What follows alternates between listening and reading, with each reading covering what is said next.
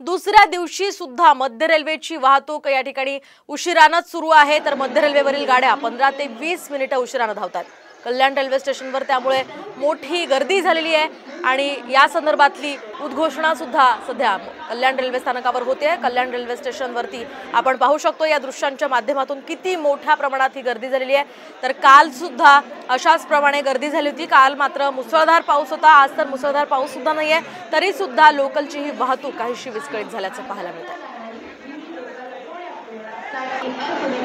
वाहतूक साधारणतः 20 मिनिटं उशिरानं या लोकलच्या फेऱ्या होत आहेत, त्यामुळे अगदी एक एक मिनिट महत्त्वाचा असणारे मुंबईकर सध्या ताटकळत उभे आहेत। साधारणतः 20 ते 25 मिनिटं या सगळ्या लोकल उशिरानं धावत आहेत, त्यामुळे ही गर्दी आता वाढतच चालली आहे आणि त्यामुळे पुन्हा एकदा एखादी दुर्घटना घडू नये अशी अपेक्षा आहे। या संदर्भात आपण अधिक माहिती जाणून घेऊयात आमचे प्रतिनिधी अभिजित देशमुख यांच्याकडून। मात्र त्याआधी आपण बघतोय दुसऱ्या दिवशी देखील मध्य रेल्वेची ही वाहतूक उशिरानच होते, तर ही पहिलीच वेळ खरं तर नाहीये।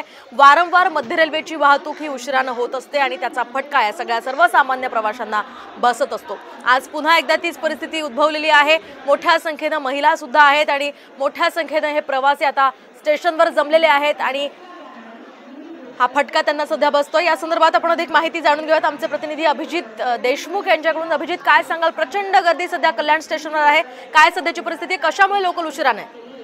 काल दिवसभर पावसाचा फटका मध्य रेल्वेला बसला होता। यामध्ये सर्वात जास्त फटका हा कल्याण डोंबिवली व त्याच्या पुढील रेल्वे प्रवाशांना बसला होता। जवळपास काल तासाभराने या ट्रेन उशिरा धावत होत्या।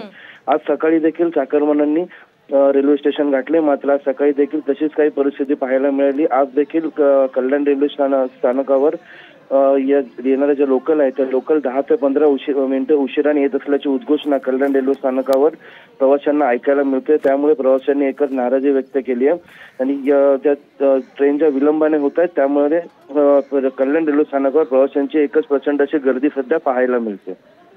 अगदी नक्कीच धन्यवाद अभिजित दिलेल्या या सविस्तर माहितीसाठी। एकूणच मुंबईकरांचा हा खोळंबा आज सुद्धा कायम असल्याचं दिसतंय।